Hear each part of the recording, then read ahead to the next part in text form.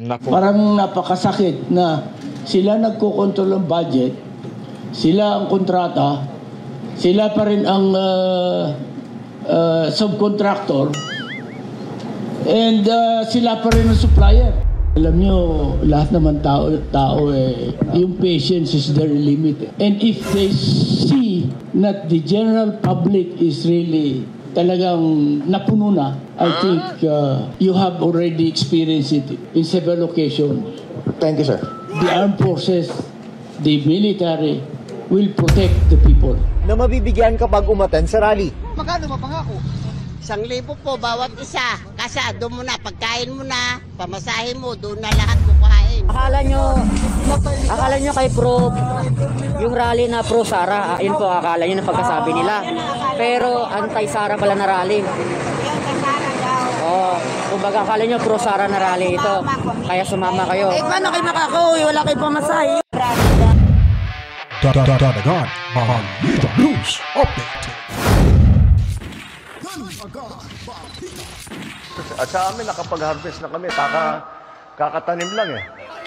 So, hindi, buti na lang yung timing, hindi yung bago aanin, nakapag-anin na tayo. So, yung season na susunod, okay.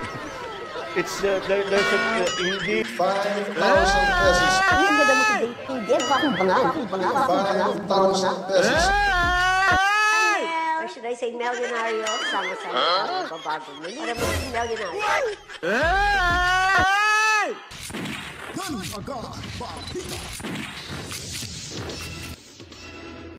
Alright, welcome back na naman ho mga kabalitaan. Heto na naman ho tayo, nagbabalik na naman ho para sa ating panibagong reaction video mga kabalitaan. Well, anyway, so medyo may ayusin lamang ho tayo dito kasi parang iyon, lumabas na ho mga kabalitaan. Anyway, sa mga bago pa lang hong sumilip at mga salta ho, bagong salta dito sa ating munting bahay, huwag kalimutan ho, mag-subscribe ho kayo para ho lagi tayong updated sa mga kaganapan sa ating lipunan. Comment nyo po at like at i-share nyo po yung video ito para ho mas mapalawak pa po yung ating mapupuntahan. Dahil nga po, alam na ho natin yung dyan sa Europa, saan pa ba yun? Sa Middle East, sa Amerika, at Luzon, Visayas, sa Mindanao, marami na hong nakakapanood sa ating munting bahay mga kabalitaan. At babatiin ko po si Nanay or si Mami Rose and Daddy Berting at Toby Tobias dyan sa Cebu City at lahat ng ating mga moderators na laging nakatambay ho dito sa ating bahay. At no to skip ads ho tayo mga kabalitaan. Maraming salamat ho sa inyong walang sawang pagsuporta sa ating programa ngayon. At heto, pag-uusapan ho natin mga kabalitaan itong rally ho ng makakaliwa. Well, anyways, sino po ba? Ano bang masasabi nyo doon sa INC at makakaliwa? Medyo kulelat ho sila mga kabalitaan, no? Ang daming mga langaw na dumapo doon. Parang nakikita ko, parang yellow submarine yung nakikita ko doon eh. Ang aamoy, ang babantoto mga kabalitaan. Oy, meron na po pala tayong 44,028 subscribers. Unti-unti na hong tumataas na po. Aabot po tayo ng 50,000 bago po tayo bago po bago ho yung halalan at 100,000 subscribers din po mga kabaitaan para ho sa ating helping restore the Bayanihan spirit bago matapos ang taong 2025. Alright, so heto na nga, ipapakita ho natin to, no? Itong ano ba to? Ayun ang rally, rally. Sino ba to? Si Anak Bayan Partners. Pero bago pa po yan mga kabitan, dito muna tayo. Lipat ko muna kayo dito kung saan po ay marami na hong mga miyembro ng Philippine Military Academy Alumni Association Incorporated. Yung mga retired generals, yung mga colonel at kung ano-ano pa dyan ay parang parang ayaw na ho talaga nilang, di na nilang mapigilan yung kanilang galit mga kabitaan sa Bongbong administration. Dahil po ay nakikita na talaga nilang abusado na ho ang ilang mga nasa paligid or itong mga alipores, no? At itong administrasyong Marcos mga kabalitaan. At bibigyan pa ho nila ito ng pagkakataon.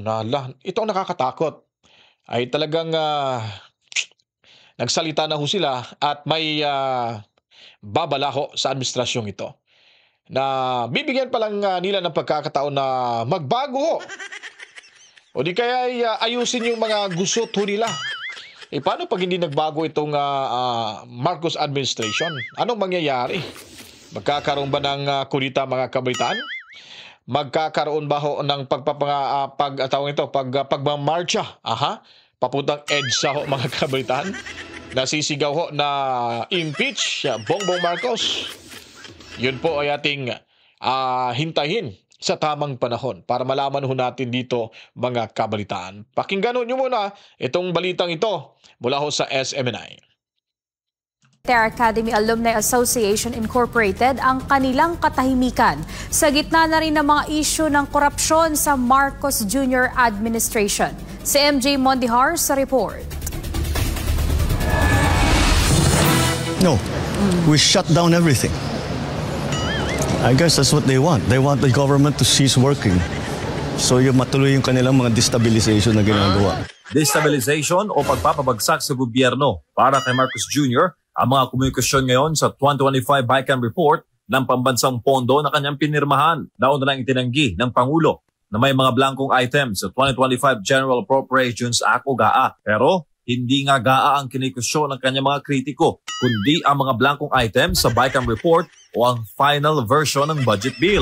Ilang araw matapos ang komento ni Marcos Jr. ay lumitaw sa isang news forum sa San Juan City ang pamunuan ng Philippine Military Academy Alumni Association Incorporated, produkto ng natatanging institusyon sa Pilipinas na pinagmumulan ng mga lider at general sa Armed Forces of the Philippines, Philippine National Police at iba pang. Okay, medyo humina yung signal ho natin. Hintayin lang natin to mga kabaitaan. Yun nga po. Nako, may babala ho dito yung alumni ho ng Philippine Military Academy na kung saan po ay talagang binabalaan ho nila itong si Bongbong Marcos na kung hindi ho talaga itong magbago ay may gagawin ho silang hakbang patungkol sa usaping ito mga kabalitaan. Kaya ngayon ho ay kailangan maging tayo. From agencies, mga dating general at opisyal na hindi na matiis ang grabing korupsyon ng kasalukuyang gobyerno. We voted to remain silent on these issues. However, nung General Assembly namin, nung January 25, wala na naman yung signal natin. Ginurgor na naman yata nila mga kabalitaan. Anyway, General Assembly voted that the PMTAA will go against corruption. Numero 1 sa Okay. Ganun talaga. Wala tayong magagawa Ginurgur talaga nila mga kabalitaan. ng retired officials ang korupsyon sa infrastructure programs ng pamahalaan. Mga pondong hindi raw nalalagay sa tunay na mga proyekto at binubulsa lamang ng ilang pamilya. Parang napakasakit na sila nagkokontrol ng budget, sila ang kontrata, sila pa rin ang subcontractor, and sila pa rin ang supplier. Ayon kay General Gonzales, matindi ang korupsyon ngayon kumpara sa mga nagdaang administrasyon. Bagay na hindi nila kayang matiis dahil tinatawag ang kanilang pansin ng taong bayan. Bulgar na ngayon talagang open. Mahigit sa 11,000 ang mga miyembro ng PMAAA. Kasama na ang mga nasa active duty. Patuloy namang magmamasid ang mga kabalyero sa takbo ng kasalukuyang gobyerno. At kung may pag-asa pa bang madala sa pag-iusap ang mga nakaupo, na iwasto ang mga kamalian sa kanilang pamamahala. Pero kung sakaling hindi, alam nyo, lahat naman tao yung patience is their limit. And if they see that the general public is really talagang napuno na, I think you have already experienced it in several occasions. Thank you, sir. The armed forces, the military will protect the people. Para sa Diyos at sa Pilipinas kung mahal.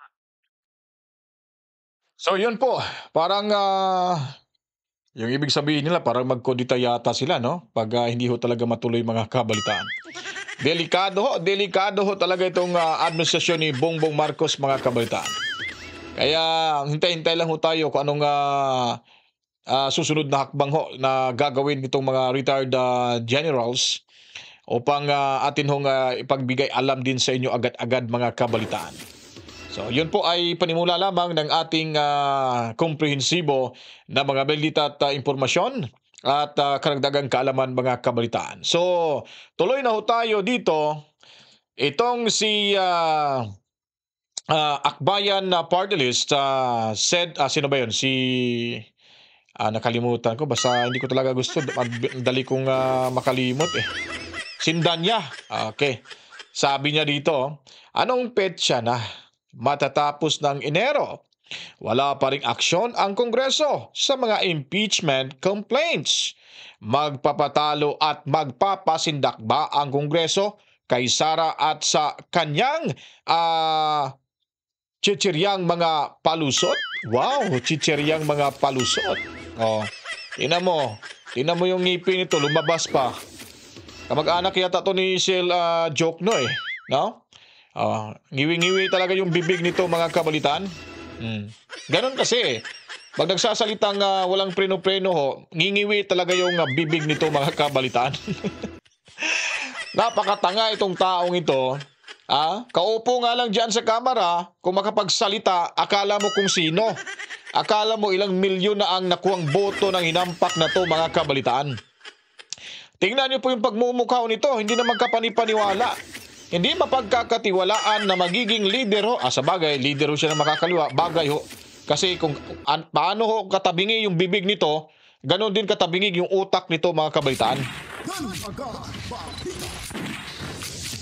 So ngayon po, ihahambing ho natin.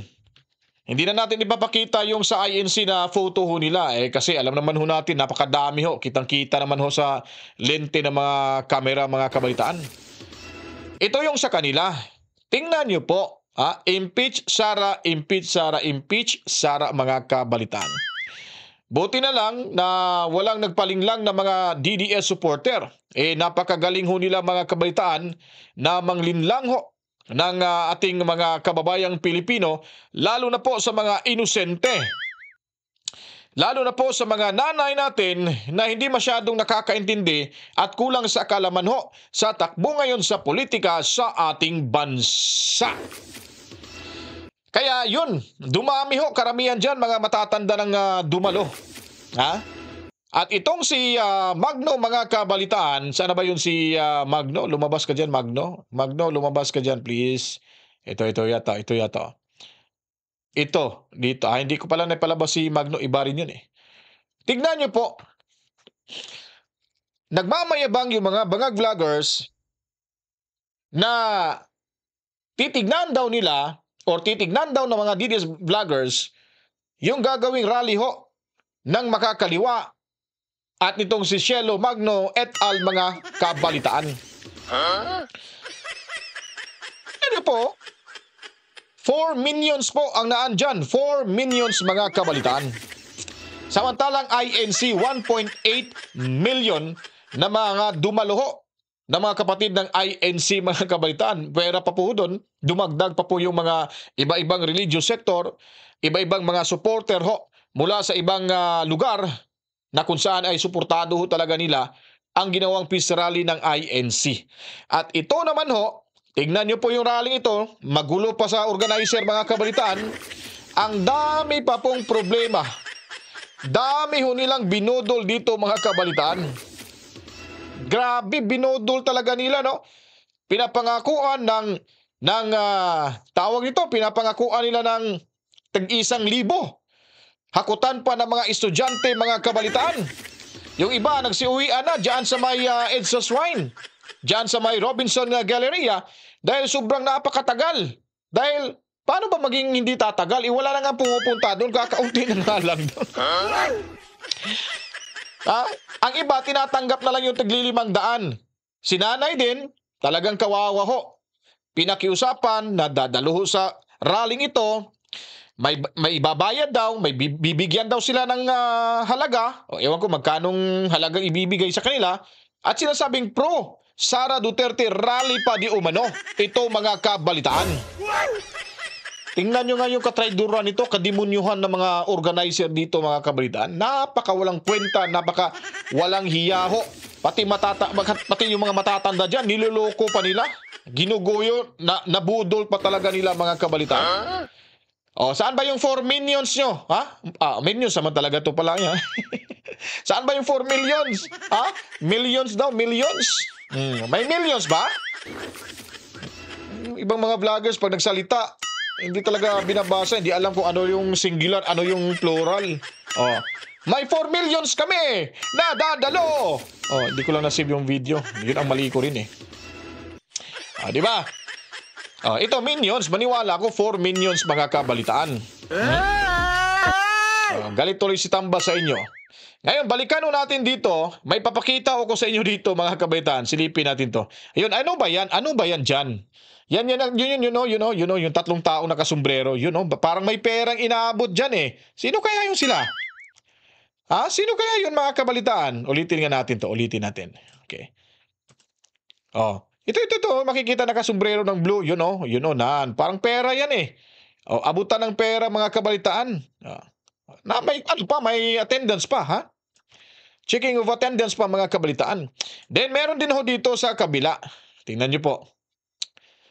Ito. May reklamo ho dito. 1,000 daw ang ibibigay nila. Ito, matanda na to, ha. Pinapaasa ho nila na magbibigay daw sila ng 1,000. Bawat isa sa kanila, libreng pagkain at kung ano-ano pa, pero wala ho talaga sila ditong napala mga kabalitaan. Sa ano ba yung mga konsensya? Sa bagay, wala naman talaga mga konsensya to. Basta sariling gusto nila ang masusunod, kahit pa sabihin natin na nakakasakit na ho sila ng damdamin at parang magsisinungaling na sa taong bayan para kakampihan sila at kung ano-ano pa dyan, ay gagawin ho talaga nila ang mga bagay-bagay na hindi karapat-dapat mga kabalitaan. Balik natin to para i-play ho natin mga kabalitaan. Ito.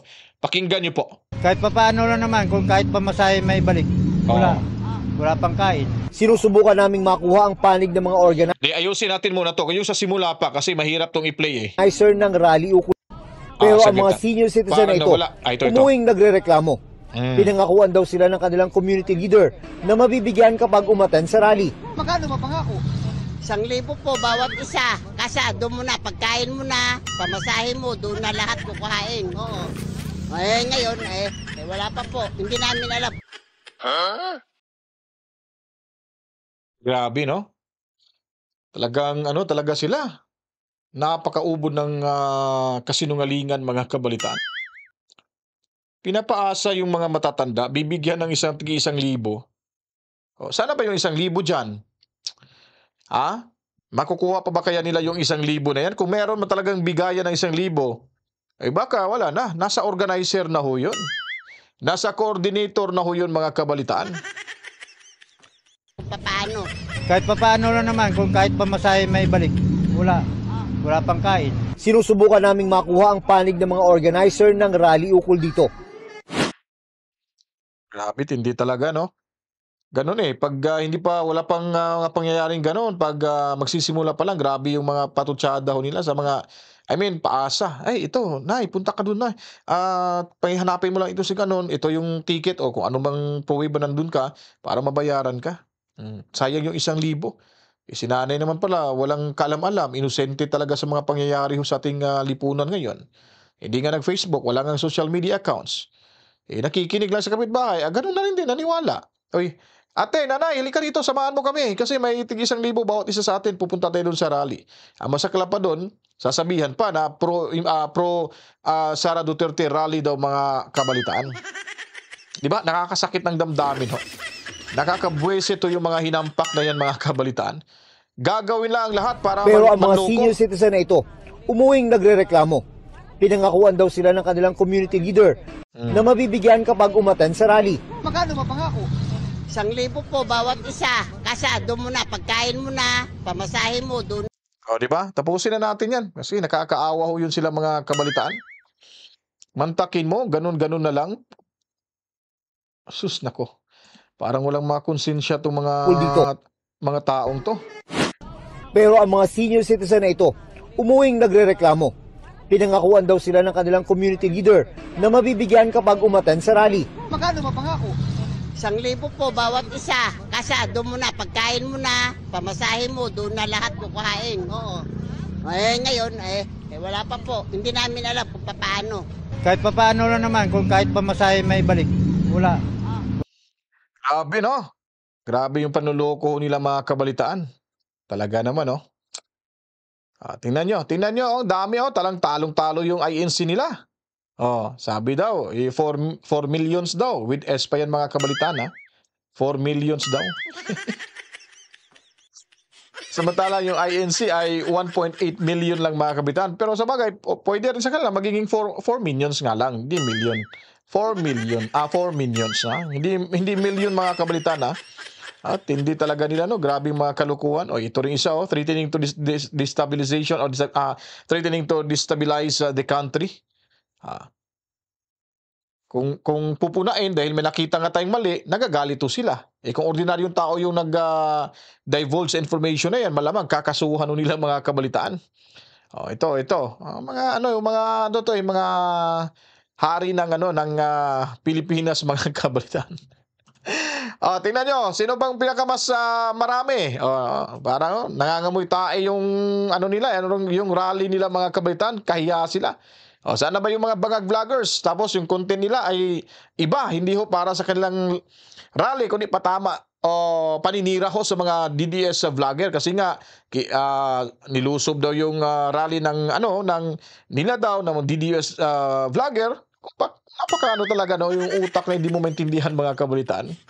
Sabagay, yun naman talaga yung trabaho nila, kaya hindi natin questionin yan. Kasi kung gaano kakitid yung pag-iisip nila, ganun din ho sila.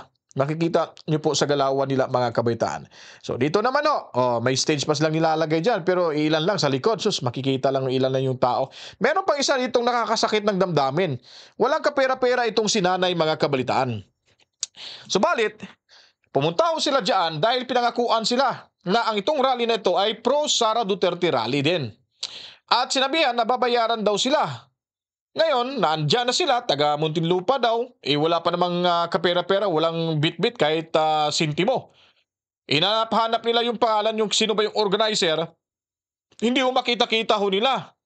Now, namumblema sila dito kung paano makakauwi pabalik ng bahay dahil wala ngang pamasahe mga kabalitaan. Di po ba? Ako, parang walang mga kaluluwa itong mga... Talaga makikita mong katrayduran ho nila. Pati si Shelo Magno, ewan ko lang, nahawaan na rin sa gayuma ni Tamba. Impeachment daw para sa mga para sa mga tiwali sa gobyerno. Ano daw, pabagsakin yung paalisin yung mga ganyang klaseng tao. Ba't di mo isasama dyan si Tamba? Pag-mention mo lang sa ngalan ni Tamba, wala tayong narinig mga kabalitaan. Bakit? Ano bang relasyon yun ni Tamba, Ma'am Shelo? Nagtatanong lang po tayo. Kasi parang halata na nakakahalata na kami sa iyo Huwag mo kasing gamitin yung laban mo para sa mga tiwali sa gobyerno na magrarally ho kayo, front nyo pong ganun, tapos impeach Sara Duterte. Yung bandang huli, yung suma total, ika nga. Hindi na ho bobo, hindi tanga yung mga taong bayan ngayon. Gising na ho sila sa katotohanan. Ang problema nga lang, andyan pa rin ho kayo. Talagang mapandin lang ho kayo. Ang grabe, talagang eksperto ho kayo sa pagiging mapandin lang ho sa ating lipunan. Kailan pa kayo kunin ni Lord? Lord, kunin nyo na nga sila, Lord. Maawa kayo, Lord, sa mga inosenteng dinadamay ho nila at nilulokot ginugoyo at binudol pa. Lalo na mga matatanda, Lord. Please, maawa, Lord. Analangin Ay, maraming salamat. Meron na tayong 44,032 mga kabalitaan. Salamat po Anyways, pakinggan ho natin to dito si Nanay, no? Ito yung reklamo niya mga kabalitaan. Kaya nga po, magrarally kay Sara. Ano pong pagkasabi na ilalabang kay Sara? Kami, yun lang sumama lang kami doon sa yun po, mali akala po niyo po, yun. laban Kayo para po kay Pipi Sara. Nabudol kayo. Naku, nabudol po kayo. Ano pangalan, Ramin? Ramin. Sinong Ramin? Taga saan po kayo, ma'am? Taga saan po kayo? Muntinlupa City. Diyan kami nakatira dati. Saan kayo sa Muntinlupa City? Kami, malapit kayo sa Kupang kami dati sa Kupang. Naloko tuloy. Alam namin yung mga Duterte kung ano yan. Ay, naano po kayo. Akala nyo kay Pro, yung rally na pro Sara, yun po akala nyo na pagkasabi nila. Pero anti-Sara pala na rally. Oo. Kumbaga, akala nyo pro Sara na rally ito. Kaya sumama kayo. Eh, paano kayo makakauwi? Wala kayo pamasahe. Rally daw. Kaya nga po, magrarally. O, di ba? No? Kakaunti nga lang dumating, dumalo, at may mga nabudol pa. Di ba? Yun ba yung talagang ipinaglalaban nila para sa bayan ba talaga? Ipa-impeach nila si Sara Duterte dahil para daw sa bayan at sa mamamayang Pilipino? Na hindi mga umabot ng 41% yung pinagmamalakit, pinagmamayabang nila dyan, mga kabalitaan? Kahit ano pa pong gagawin nila, tama talagang sinasabi ni Sara Duterte. Sa aming mga Bisaya, ito lang talagang masasabi namin. Pag hindi kami guilty, pag wala kaming ginawang masama at totoo, tapat kami sa paglilingkod o sa mga ginagawa ho namin na hindi kami nakakaapak ng karapatan ng ibang tao, ay ito lang talaga yung sinasabi namin. Ang gaba ay dili magsaba. So sa mga Tagalog dyan, kayo nang umintindi, research nyo. Di ba? O, sa mga bangag vloggers, mga kabalitaan, tandaan nyo po, ang gaba, dili magsaba. Ha? Kaya tandaan nyo po, yung mga babala ng mga retired general sa Philippine, ano ba yun? Philippine Army, ano ba yung academy na yun? Na kung saan po, ay kung hindi magbabago si Bongbong Marcos o yung administrasyong ito, may kalalagyan ho sila, mga kabalitaan.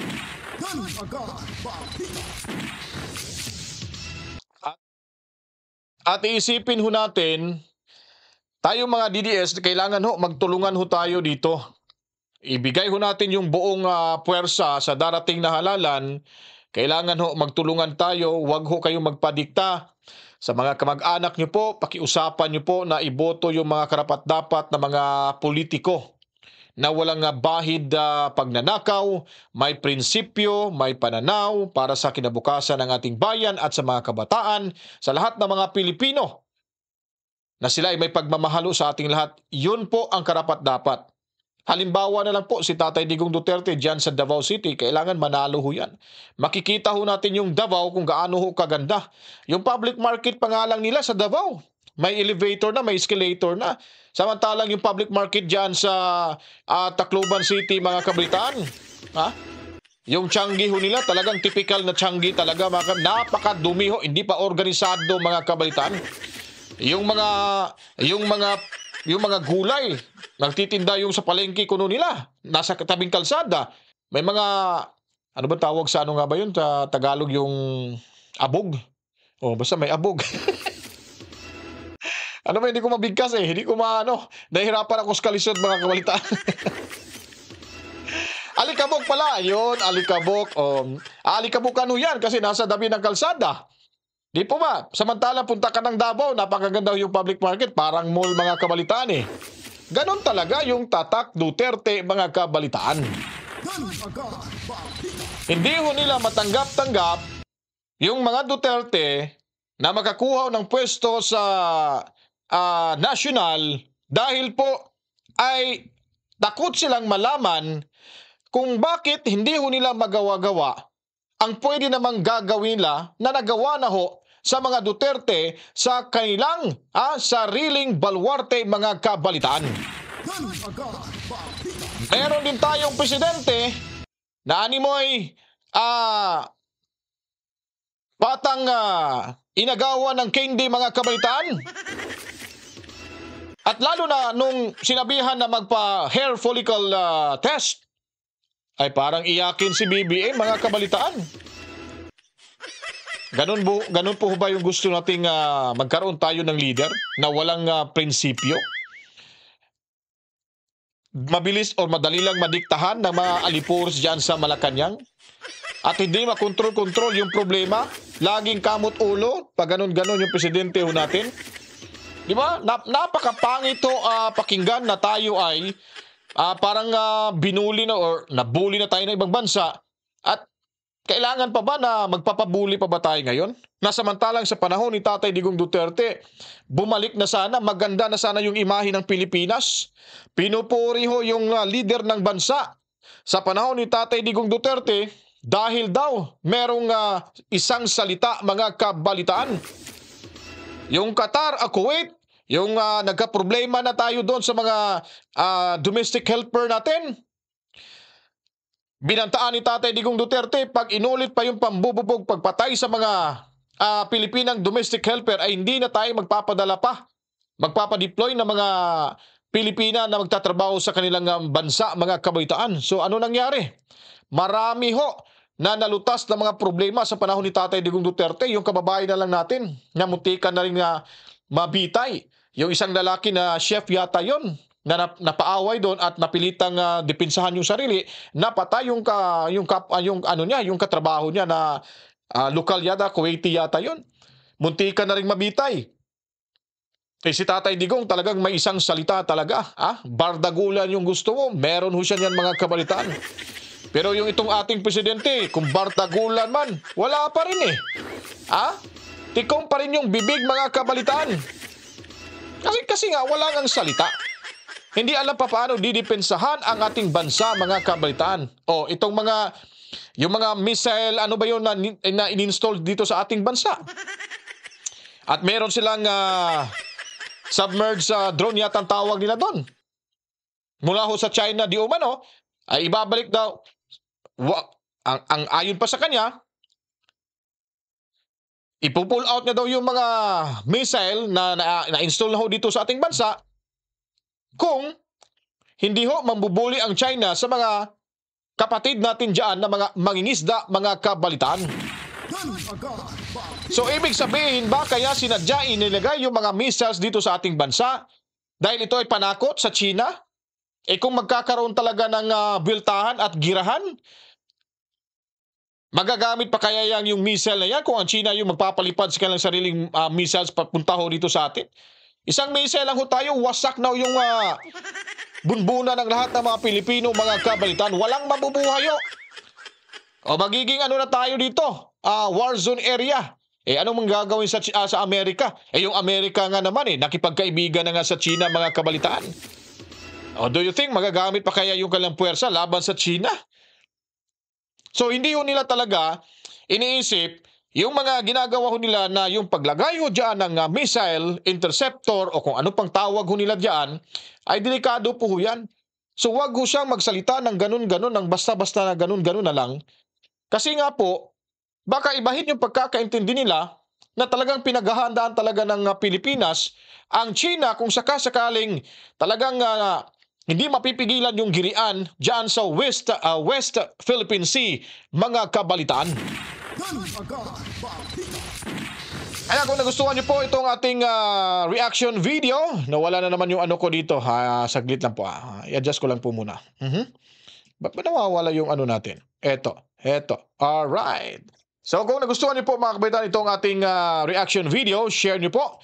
At para malaman ng karamihan kung ano pa mga latest update, balita sa ating bansa, mga kabalitaan. At so hindi pa po nakapag-subscribe, meron ho tayong 44,033 na po. Matsalam ho sa inyong lahat. At huwag po kayo mag-skip sa ads na inyong mapapanood sa video dahil malaking tulong ho yan sa atin, mga kabalitaan. Sa mga team replay, matsalam ho sa inyong lahat. Moderators, maraming salamat. At sa lahat ng mga regular viewers natin, mabuhay ho tayong lahat, mga kabalitaan. Kaya ako po ay magpapaalam na rin. To God be the glory. Mama, chip chip. Peace out. At sa amin, nakapag-harvest na kami. Kakatanim lang eh. So, hindi, buti na lang yung timing, hindi yung bago aanin, nakapag-anin na tayo. So, kung yung season na susunod, okay. It's there's a in